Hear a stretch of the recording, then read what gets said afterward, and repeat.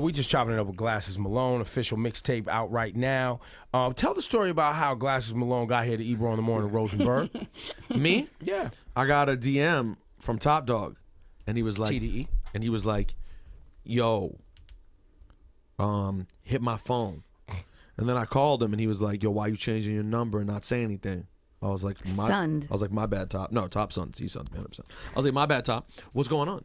And he was like, yo, Glasses Malone's trying to sit down with y'all. He knew I was the connect to you. I got the plug. I was like, that's right. You do have the plug. And I was like, of course Glasses come sit. And actually, Glasses came up. Ebro, what interview was that? Just a few weeks ago. What's this? With J-Rock? It wasn't J-Rock. It was it was before J-Rock. It was someone major. I don't know. West Coast. They have a new record. He has a new record that we're playing in the 5 o'clock news. You remember? Yes, I'm trying to get you guys to. We don't remember, bro. Just tell us. I'm waiting for you guys to remember who it was. Who's been here from the West Coast in the last 2 weeks? Last month. Oh, son. He's young. Dom Kennedy. Okay. Because we talked about that. Remember, you were saying, we were talking about his role. Because Dom kind of was early in the West Coast resurgence. Yes, and we were saying that you, Glasses, were among the people holding it down for the West when it wasn't as popping as it is right now. Would you agree with that sentiment? Yeah, definitely. What year did you really start your grind? 06, 07. Oh, so it's been happening now for 7 years. 7, 8 years. And you had some West Coast regional hits. Radio supported you there. Like 3 or 4. What are the biggest records for the people who are sleeping? Everybody talk about Certified with Akon, obviously, but the one to me that's the biggest is That Good with Ty Dolla $ign. That one was like really special. And I think we see this a lot. There's always somebody who kind of sets the tone for an area, and then people come in after them that build on what they did. Is that what you kind of felt happened with you? Because now you're I think you were signed to someone back then, and now you're to Cash Money, to Cash right? Money. The whole time. Do you you're not signed to Cash Money any longer? No. You got out of that deal. Yeah. One of the few that they've let out. Yeah. You survived and lived to talk about it. How did you end up with Cash Money in the first place? Mac 10 wanted to do a deal with me, and he was like, that's real right, Mac cool 10. with Baby That's right, and them. that's So they picked it up fast before everybody else. And did anything ever happen? Did any of those records come out officially from Cash Money? Not the albums, but the songs did. There are songs that did. Yeah. So what eventually didn't work about the situation? I mean, I just didn't know nothing about music, and that was kind of the downfall to the early stuff. Is we wasn't on the music. I think we get wrapped up as artists and rapping and vocalists and performing, but it's still Speaking music. my language, this guy. Yeah, it's still music. And when Ty Dolla $ign came, he kind of established, you know what I mean, what everybody's doing right now on the West Coast. I mean, he don't really get the credit, but Tooted and Booted is the holy grail to like the West Coast movement right now. That's the original song. You can hear the Bay influence, you can hear the Lil Jon to make what we make today. And really that influence, when you say the Bay influence, is really funk. Yeah. And that bass line that, Mustard and everyone, and Mustard obviously admittedly comes out of the Ty Dolla $ign. Obviously. He taught Mustard, Sly and the Family Stone, War, all that stuff. Yeah. It's the same thing Dre and them been doing, passed down, but the way Ty and them modernized the way the drums swing is how we got what we have today. That's an interesting thought, though, because I have also thought that Ty doesn't necessarily get the full credit he deserves for how musical he is. Yeah, But you think he's almost the connector that brings the whole West Coast sound together. He is. He's I mean, most of the records that have hooks, you know what I'm saying, is crazy. You know what I mean? Ty did Tooted and Booted, produced it, sung the hook. That's how you got YG. Ty taught Mustard how to do what he does. He's the reason, he's a really big part of why everything began to go to that mainstream level. I mean, we had some early guys, Bugsy on the beat, who did Run Me My Money. I don't know if you heard that, and the little homie J-Hawk, but Ty Dolla $ign is really insane with music. He's like a modern. He's a musician. Yeah, he's like he Rick plays James. any keyboard instrument and anything with strings he can play. He like Rick James. Dude is really like Rick James. That dude is tough, and he taught me a lot of stuff. He helped me kind of make the transition over because before that I was just a local street nigga and a rapper. I know how to rap and I know how to live in the streets, but he helped me converge over. Being around him made me learn how to play the bass, learn how to DJ, learn how to engineer, learn how to read and write music because I realized it was a lot to it. Let's talk about the beginning of Glasses Malone. Yeah. How bad is your vision? Oh man, it's messed up. Was it 4.5? -4.5 or something crazy. Can I look through your glasses? Yeah. One. I would like to do this. Are you nearsighted or farsighted? I'm nearsighted. So nearsighted is that you can't see far, right? That's right. Boom. Woo, boy! You've done this before, haven't you? Mom? But actually, it's very interesting. It's not what you typically see when you look through someone's glasses with a weird prescription. Yeah. Nah, it's not. I've been You're blind my not. whole life. You don't have astigmatism per se, No, where it's I like just- one eye is this and that. But Nah, they about the same. So what does it look like for you right now? Like, can you? I mean, I can see everybody in this room. I couldn't necessarily make out her facial expression. Oh, okay. And Would I could you barely believe see it? That's on air. Would you believe it if I told you right now, without your glasses, that Janelle Monáe is on the camera? Would you believe it? I thought that when I first walked in, so. But you know, Dressed like you Janelle got the Monáe. Janelle Monáe hat pretty, on. though. Yeah, exactly. It's Leave a Alicia compliment. alone. So you decided to make that? Did it just become your nickname? That did people just call you Glasses because you always had some thick rimmed glasses on? nah, it was a joke. Like everybody used to make fun of me because I had a pair of glasses in my neighborhood and I lost them. And so it started being a joke, like, oh, glasses ain't got no glasses. That was the joke. And then, you fight a couple people, you do some stuff, and you build your name up. And it just became like I didn't want to give myself, I wish I gave myself a cool rap name, but I went through too much being Glasses and being I real. think Glasses too stuck. much. Like listen. I think that's I tell you dope. right now, Yeah. I don't know all your music. I always remember your name. Oh, that's a very good point. I've remembered your name since the first time I ever saw it in any way. Yeah, man, once you go through enough, like it went from being a joke to like being respected. So And I kept didn't it. know your vision was bad. Yeah, I I just tried. thought you wanted to wear thick rim glasses because it was kind of cool. It was in style right now. Nah, it was a joke. It's not a cool name. It was it was something that I actually worked on being cool. Is Malone your government? Nah, that was the person who gave me the name.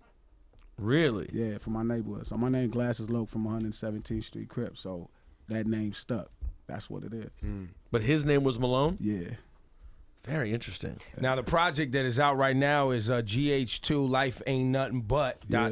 which I think the next is Bitches and Money is a West that's Coast nice. quote. It's a and legendary quote. Yeah, and on the cover there you're getting Dome in the Whip from some blonde. Yeah. Oh, that's nice. Yeah. But this is available that's where? what Is it it just Everywhere. It's everywhere. Down low everywhere. But I mean, for me, it was like this whole journey has been making this project. This is the first time I actually produced. I produced like 75% with my team. Shout out to my team, Chromatics, Dream Team, Sega. Jimmy. You have a feature from Tommy Kendrick Jones. Lamar, Yeah, which will definitely get some attention. Yeah. You have B.O.B. on here, Tiger's on here, Dom Kennedy's on here. Ty Dolla's obviously on here. Yeah. Now, let me ask you this. Did you not get Ty Dolla $ign production specifically because you wanted to prove yourself? Why not go and ask Ty Dolla $ign for some records? I don't really want nobody to do music for me no more. Really? Like, it's the biggest part is when you be, kicking, you rapping. So you doing that and you want to convey a message. So when you doing, like, the message is the production is as much part of the message. So I wanted to make sure I knew how to make sure the music say what I'm saying before I ever say a word. So it always required that I did that. So this project was like really important for me.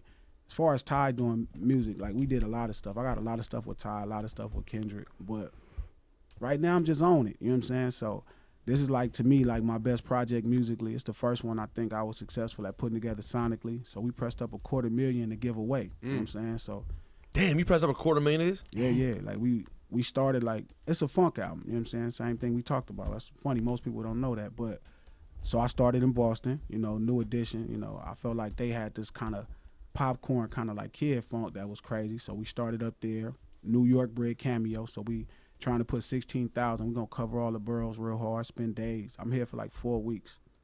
And we in Jersey, cause Jersey bred George Clinton, DC bred Go-Go, Tennessee Stax Records, Ohio funk in general, Levert, OJ's, a lot of different stuff came around that time from there.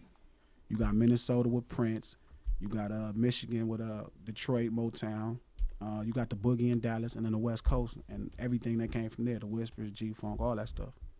Lakeside, the whole thing. This is very cool. So you're just moving around yourself, hustling, doing radio, bringing out CDs. Yeah, because it's like I make street hip hop. Like I make it for the people that live their life on the corner, the person that might not, the majority of people who don't check the blogs, you know what I mean? And it's like, I don't make alternative hip hop, you know what I mean? So I understand when certain sites don't necessarily want to feed my content to everybody else, I make music.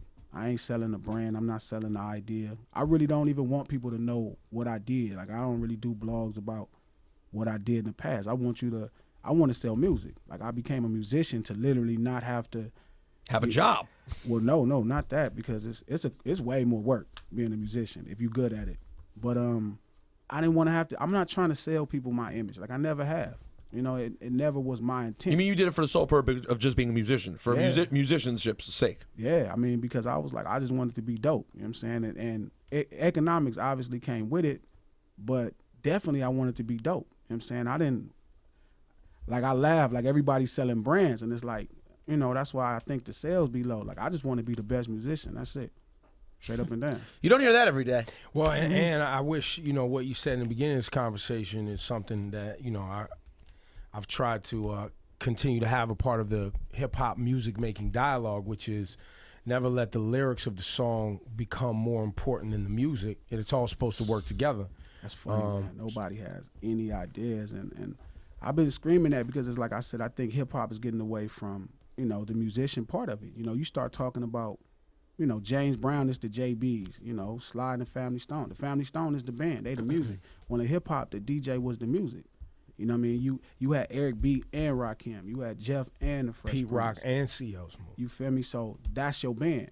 And I think that's why music is kind of like not really, even the biggest artists maybe selling 1 million, 1.5 million, but you talking about Adele selling 20 million. And I think it's just simple as musicianship. It's the digital sounds is something you got to get used to versus a bass guitar, drums, you know, flute, shit like that. It's just lacking musicianship. So I just been focused. So you have live music on here as well? Yeah. I played the bass on Two Hood, the one with me and Game. You know what I'm saying?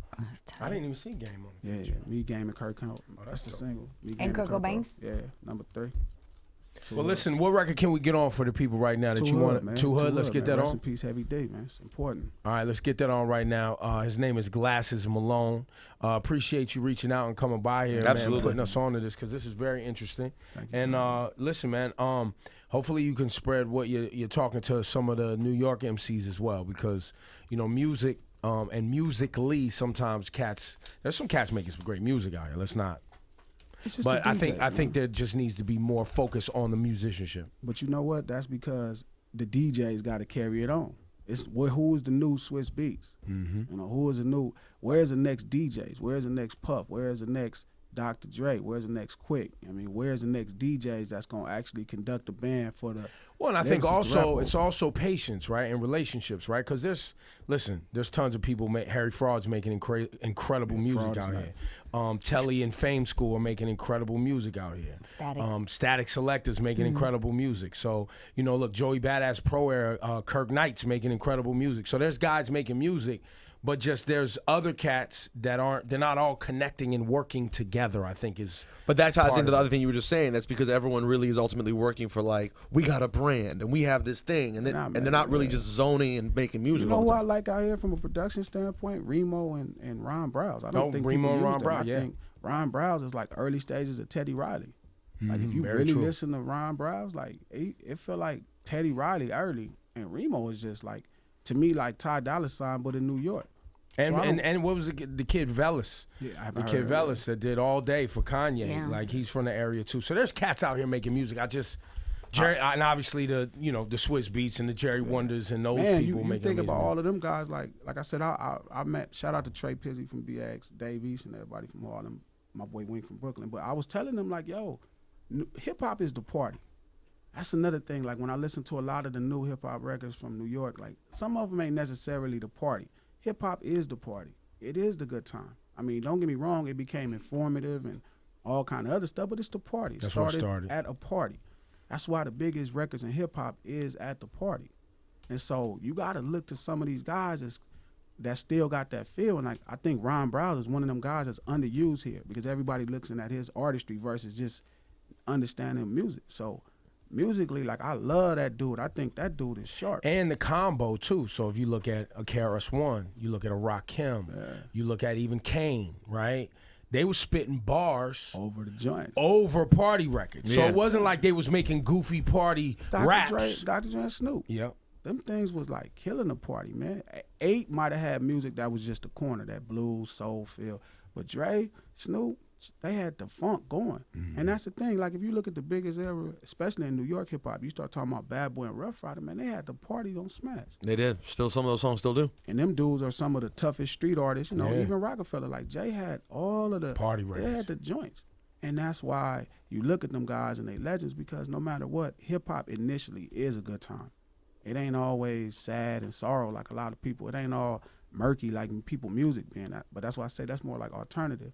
You just got to get that DJ who really know what he doing and been playing music at them parties and get people on the flow. Talk speak your truth. This guy's good. He's pretty good.